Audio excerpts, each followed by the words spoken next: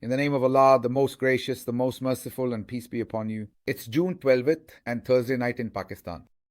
The most important news today starts with the first headline from India, where an unfortunate Air India plane has crashed.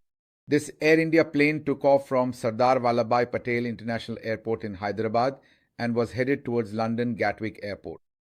There were 242 people on board, including 230 passengers and 12 crew members. When this plane crashed, out of those 242 people, 241 lost their lives. Only one passenger survived. As I told you, this flight, which took off from Sardar Vallabhbhai Patel International Airport in Ahmedabad, was headed towards London Gatwick, and just about 32 seconds after takeoff, meaning the plane was only in the air for 32 seconds, it crashed very close to the airport. Right after leaving the runway, it crashed further ahead. It was a large aircraft, a Boeing 787 Dreamliner. This aircraft has an excellent safety record. There haven't been many previous accidents involving this specific model. But this particular plane crashed into a civilian area. There was some empty space there, and part of it was a doctor's hostel, and it is said that around 30 to 35 people on the ground were also killed. So, in this way, 241 people on board the plane were killed. And if you add the 30 to 35 people on the ground, the total casualties come to around 270 or 280. Among those killed was the former Chief Minister of Gujarat. He was probably the Chief Minister of Indian Gujarat in 2016. He was also killed in this incident. While this was a tragedy, there were also some miracles. For example, 241 passengers lost their lives in it. No one survived because when the plane crashed, it went down in a massive explosion, turning into a ball of fire. However, there was one survivor seated at seat number 11A. Yes, a passenger in seat number 11A who is a British passenger, and his name is Vishwash Kumar Ramesh. He is currently hospitalized, but when the plane crashed, he broke the window and got out of the aircraft. While the entire plane was on fire and there was an explosion, he managed to walk out alive and unharmed. He is the only passenger who, as I told you, out of all the casualties, 241 people on the plane and 30 to 35 on the ground, managed to survive and escape from there. There were 169 Indian passengers, 53 British passengers, 7 Portuguese, and 1 Canadian passenger. Perhaps more information about people will come to light. But so far, this is the information that the Indian authorities have shared.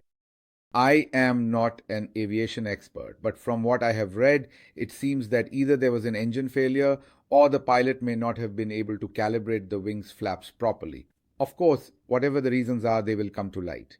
But for now, the information is that the plane was not able to take off properly at all as soon as it left the airport. We are also showing you the video. You can see it leaving the runway. You can see that just 32 seconds after takeoff, it crashed. So I think the pilot didn't even get a chance if he made any mistake. He had absolutely no opportunity to correct it.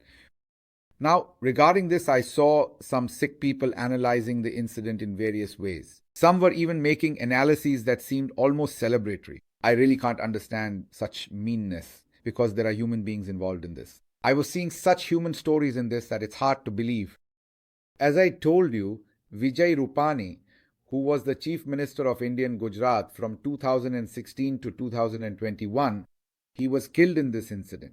Along with him, there was also an Inayatius, Syed Inayat Ali, who had come from London to India with 8 members of his family to celebrate Eid. It was the big Eid, the Eid of sacrifice. He had come to India from London on vacation with his children and 8 members of his family. He too was killed in this incident. Another very heartbreaking story that is coming to us from social media is that of Parthik Joshi, who had been living in London for the past 6 years and wanted to take his wife and children with him. His wife, Dr. Komi, was a doctor working in India. They had 3 children, and for quite some time they had started the visa process. 2 days ago, they were granted the visa, they received the visa. After the visa was issued, his wife, Dr. Komi, resigned from her job and along with her 3 children took a selfie with her husband this morning, which she sent to all her relatives. Obviously, they had new dreams and wishes to start the next chapter of their lives, and they had no idea that just 32 seconds after takeoff, the flight would crash. These days, Air India is owned by the Tata Group. The Tata Group has given 1 crore rupees to all those who lost their lives in the crash. They have announced compensation for their families and have also declared that medical treatment will be provided free of cost. Indian aviation is going through a very tough time first. They lost 5 planes in the war, and besides that, helicopters and planes keep crashing every other day. Regarding this whole incident which has just happened, the incident that occurred at Ahmedabad Sardar Vallabhbhai Patel International Airport, as I mentioned, involved a Boeing 787 Dreamliner. This is the aircraft that was involved in the accident. We have made a detailed English documentary vlog about it. Be sure to watch it. In it, we have discussed in detail what is actually happening and why so many planes are crashing in India. Is there a lack of accountability there? Are there safety issues? Are airlines selling cheap tickets? Are there low-cost airlines? And is maintenance not being carried out properly there? What dangers lie ahead in the coming days? We have covered everything, including the fact that air travel in India is experiencing exponential growth and is increasing at a very rapid pace. The numbers there are huge, and airlines are also joining in very quickly, one after another. The Indian middle class is swelling, they are getting more money and want to travel internationally. So, in these circumstances, it is a very important topic to understand what exactly is happening in India. What exactly is happening? On one hand, their fighter aircraft are crashing not only in the war with Pakistan, but we'll also tell you how many of their fighter jets, helicopters, and other passenger planes are going down. There have also been some accidents on our side, as you know, but when you look at the Indian record, you are astonished at how dire the situation is over there. That's why you should definitely watch this English documentary vlog. We have also shared it on our WhatsApp channel. If you haven't joined our WhatsApp channel yet, that's not very good, so we request that you definitely join our WhatsApp channel. We will also provide the link to this English documentary vlog on the screen, and it will be shown at the end of the vlog as well. In addition, you will find the link to this vlog in the comment section and in the description, along with the link to our WhatsApp channel. Be sure to join it as well. Now let's move on to the next news, but before we get into that, I just want to tell you that from this Indian plane crash, we should learn one thing. Whether it's India or Pakistan, both our countries need to avoid corruption in air safety and in these related institutions. At the very least, unfortunately, both countries have seen a lot of nepotistic hiring, and it's been happening rampantly. It's only when an accident happens that we start thinking about it. Before that, we just keep putting it off. The next news I bring to you is from Kenya, where a 31-year-old teacher and political commentator has been killed by the police. The reason was his criticism of the budget. Because of his criticism, the police picked him up, took him to a remote police station and killed him there. You may recall that Arshad Sharif was also martyred at the hands of the police in Kenya. Obviously, that entire operation was a completely cooked up affair. The threads of that incident lead back to Pakistan, and Arshad Sharif was martyred there by using the Kenyan police. So this is the track record of the Kenyan police, meaning what they are doing is nothing new. Such killings happen there all the time, whether for money or other reasons. This is Albert Ovino, a 31-year-old Kenyan teacher and political vlogger, and he died on June 8. For the past 3 days, the public there has been holding massive protests. He was picked up because he had posted something on social media against the Deputy Inspector General, and he was accused of spreading false information, similar to how in Pakistan we have laws like PECA. Both system SARS and Kenya seem like brothers, which is why the stories of oppression also sound so similar. Just as here people are picked up under defamation or PECA acts simply for their statements, in the same way in Kenya, this 31-year-old teacher and political vlogger was abducted and killed. Now let's move to Lahore, because something very strange and bizarre is happening there. When you hear about it, you'll shake your head and wonder what kind of progress Pakistan is making. The most Form 47s were used in Lahore division. The most rigging had to be done in Lahore division. It's a different matter that once upon a time, Lahore was the strongest stronghold of PMLN, and in the 2024 election on February 8th, Lahore itself became the biggest trench, the biggest pit. The stronghold of the PMLN turned into a pit. The reason for this is that the awareness that Lahoris have gained is perhaps unprecedented in history. In Lahore, people were stopped from voting, every kind of oppression and injustice was inflicted. Now, the word Londa is a Punjabi term, not a bad word. It refers to something that's lost its edge. So, those so called intellectuals, like our very respected brother Mr. Suhail Varich, who write false and fake analyses and later claim to be intellectuals, they repeatedly wrote that Nawaz Sharif, the voters of Party I are winning, they will not go out deaf, and the voters of Party I will stay inside, and the non league will want to win with great enthusiasm. When on February 8th, the people were all over the polling stations, all in fear and confusion. But despite this, the people pressed and gave the boot to Imran Khan. You also deserve congratulations. It is a strange thing that your mandate was later robbed, but the first thing you did was that you gave a big blow to the elected system of religion in your 77-year history by grabbing it by the grey hair. For the first time, you will cast votes according to your own will. You people cast votes according to your own will.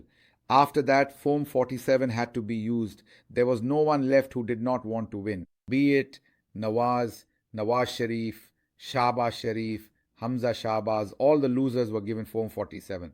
Not only these, but also the lower ones, and now had to be made to win through Form 47 because every single one of them had lost. Very interesting work was done there. He called the election tribunal, which has to decide the election ground.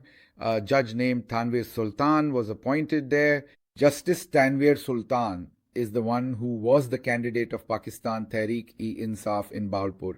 He has rejected his nomination papers the most in the entire Punjab. Matlab ki Noon League's House Judge, Justice Shahzad Akbar, remember, who became the Chief Justice of the Lahore High Court for a brief period.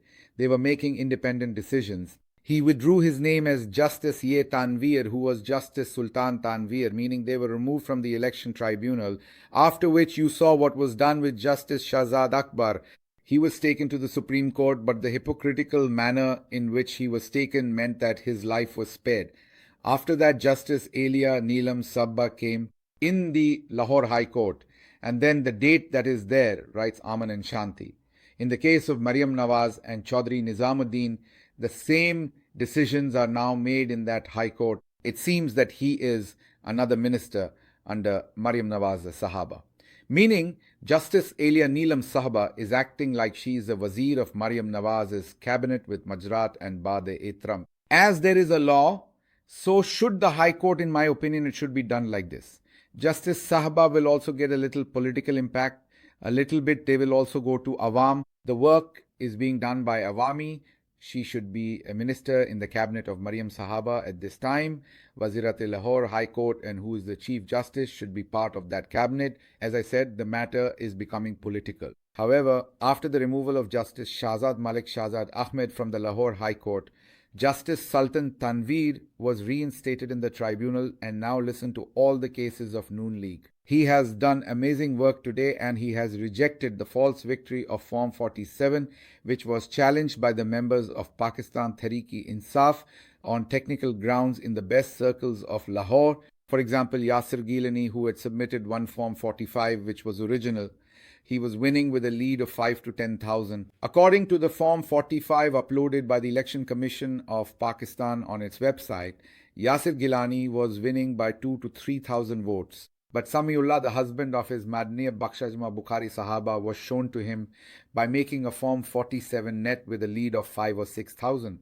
All the votes, all the evidence is in front of everyone, means is irrefutable evidence. And instead of looking at it, the judge came up with a strange logic. He said that the forms that were yours, the forms that you have submitted, do not match. And secondly, he said that the documents that you have got attested by the Oath Commissioner did not write in it that he knows you. Mashallah. It means that your papers are the attestation of your name. The oath taken by the Commissioner has not written above that he knows you. You would rather say that you are so tall. That's why I didn't let you contest the election. Or Pakistan Tehreek-e-Insaf means Justice Sultan Tanveer has made such a hypocritical allegation that what should we answer, and he has now rejected his application on this basis. As I told you that Yasir Gilani Johai was winning by about 2,000 votes, in what ECP itself uploaded. And those of ECP, like I said, are their own, which are uploaded by them. Apart from that, his Yasir Gilani has won by more votes than his own record. In the same way, Muslim League Noon Rukne Qaumi Assembly Saiful Maluk Khokar NA is winning from 126, and the petition against him has also been rejected. And the candidate of Tehreek-e-Insaf from there was Tawqir Abbas Khokar. Justice Sultan Tanveer also rejected it in the same hypocritical manner, which means without thinking about any reason. There are many more cases that Justice Sultan Tanveer is looking into. But the method is the same, and they are rejecting all the papers in the same way. The next news will be presented to you by Mashrak from the middle, where it seems that a big war is being prepared. United States of America, America Bahadur has their base inside the UAE. Al Dhafra, which is the base of the American army, has ordered all its soldiers to evacuate it. Yes, within Kuwait, one is in Qatar, one is in Kuwait, and one is in UAE, which is Al Dhafra. It is in UAE. Similarly, there is a base in Qatar. Similarly, there is a base in Kuwait. From all these bases, he has given orders to all his soldiers to leave the base. This means that orders have been given to evacuate the bases. These orders have been given because there are reports about Iran that Israel might attack it or attack its nuclear program, because Israel believes that Iran is very close to making a nuclear bomb, and if it does not attack now, it will make a nuclear bomb. On the other hand, President Trump is trying to make a deal with Iran so that Iran will make a nuclear bomb. Iran says that we are not making a bomb, but if we are attacked, we will attack everyone again. So things are very bad at this time. Let's see how this whole situation turns out. But one thing is very clear, that the International Atomic Energy Authority also says that Iran has either made an atomic bomb or is very close to making one. Now, as I told you, US embassies and military bases throughout the region are on high alert. People are being evacuated. They're being evacuated from here and sent to other places. This development that the US is vacating its own bases seems to indicate that the decision to attack may have been made by some wind or other. No one knows when it will happen. This is the direction this entire region is heading in, which is why the price of oil is also increasing slightly. All the viral developments that have taken place in the global market are in front of you. Before we go, let me remind you that on June 14, which is a Saturday at 3 a.m., the Pakistani community is gathering in front of the Pakistani embassy in Washington, D.C. The gathering is being held to protest against Field Marshal Asim Munir, who is currently on a visit to the US and is coming to participate in a parade. I will also be there. I request all of you to come. Yesterday, we shared Ali Khan's message with us, who is driving all the way from Canada and is reaching here after 12 hours. If you can come, where are you? Please come so that a committed and loud voice can be conveyed. Let me just tell you that the commitment of those who are elders or adults is there. A very good friend of mine, whose 12-year-old daughter has a birthday today, has committed today that for the next 1 year, she will save some money from her pocket money every week to help the poor political workers in Pakistan who no longer have jobs and who have no hope of getting justice there. It's a different matter that their party takes care of them, but still, obviously, their families suffer. So this 12-year-old girl made a commitment on her birthday that for the entire next year, she will save a little bit from her pocket money and send it to those in Pakistan who are working for the welfare and support of these political prisoners. So if these young children can show such commitment, then why can't we? From me and from you, a very happy 12th birthday to this lovely girl. Allow me to take my leave now. May Allah be your protector and helper. Long life Pakistan. जो